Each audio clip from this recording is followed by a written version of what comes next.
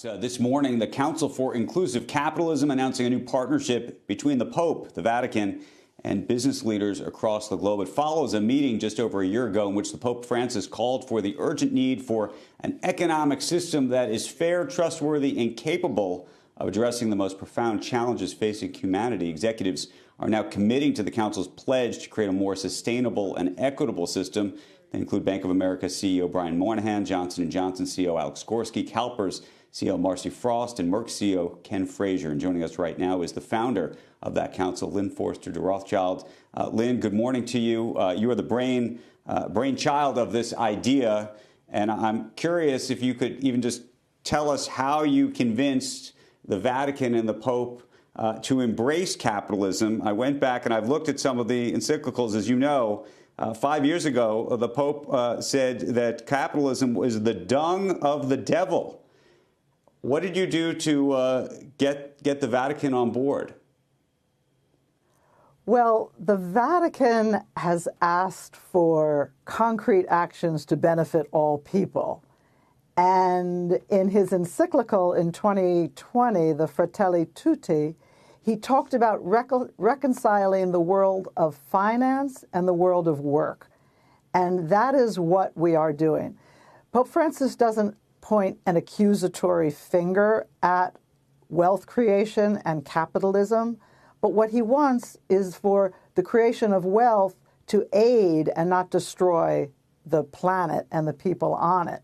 So we are responding to his call to reform capitalism, to make it inclusive, to make it sustainable, to make it trusted as well as dynamic. So, there are people who will invariably be skeptical of, and there are skeptics of the ESG movement. I would argue this is another step in the direction of the ESG movement. But what does this partnership look like, and what do these pledges by companies look like? So that's a great question, Andrew. And we understand the skepticism. And we are not another group of people who meet once and are done. We have 230 specific commitments that our guardians have made to inclusive capitalism that are on our website today at inclusivecapitalism.com. But more importantly than what our 23 guardians are committing to is the fact that we are asking all businesses, large and small, to go to the website, agree to our principles, and then make their own commitments. We're not prescriptive in terms of what is inclusive capitalism, but what we do believe is that it's important, if we're going to have true system change, for everyone to do what they can, to think about what the Holy Father said in the Laudato Si in 2015 when he asked us to listen to the cry of the earth and the cry of the poor.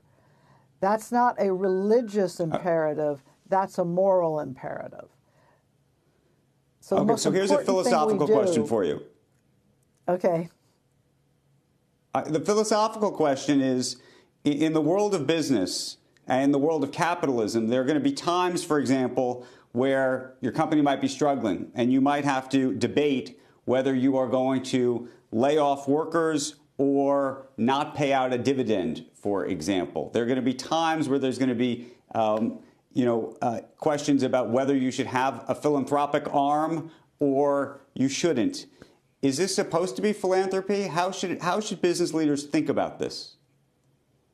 No, this is not philanthropy at all. What it is it's business putting profit in service of people and planet, but not taking away profit. There is no indication from the Holy Father that there should not be wealth creation. And in fact, in the document called Journeying Toward Our Common Home, it specifically talks about wealth creation that helps the planet, helps the world rather than hurts it. So of course there are balances, and that's why we have boards, and that's why we have managements, and that's why we want accountability.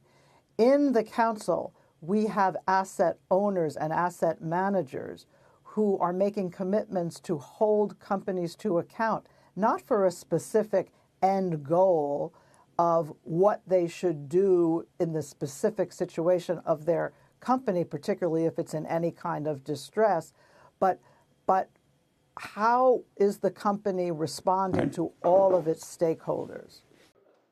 Shepard Smith here. Thanks for watching CNBC on YouTube.